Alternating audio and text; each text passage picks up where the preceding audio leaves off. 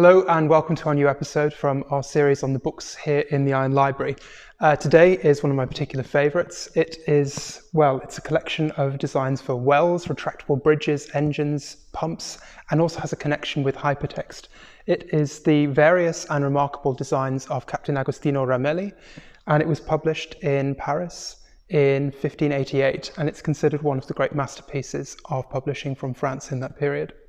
Ramelli was born in 1531 in Mesanzena near Lake Lugano.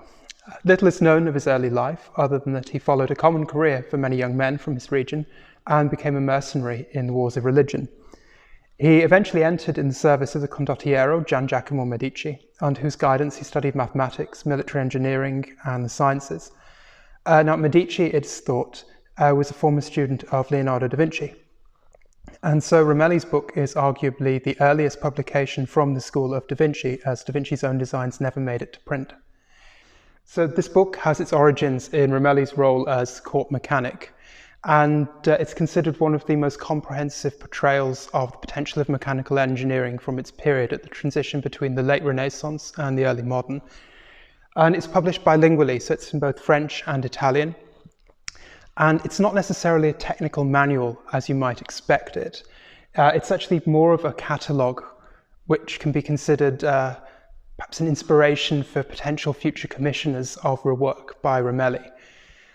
So the 195 engravings had an unprecedented level of precision and detail. They contain plans for pumps, for winding machines, hoists, mills, bridges, wells, tread and water wheels, wind wheels and spoon wheels, horse-drawn bogies, brake mechanisms, ferries, various machines for the siege and defence of fortresses, automata, and perhaps most well-known of all, Ramelli's book wheel. And the wheel allowed the user to view and cross-reference 8 books at once, as a sort of 16th century anticipation of hypertext and the modern-day browser. Though Ramelli described it as convenient for all those who are devoted to studies but are ill on foot and burdened by gout. Some of the particularly imaginative and innovative machine elements that come up in the book are things such as this. This is a rotary compressor, and it's a component that likely wasn't possible in Ramelli's time, but it showed particular foresight because the rotary compressor became a component in high-performance engines in the 20th century.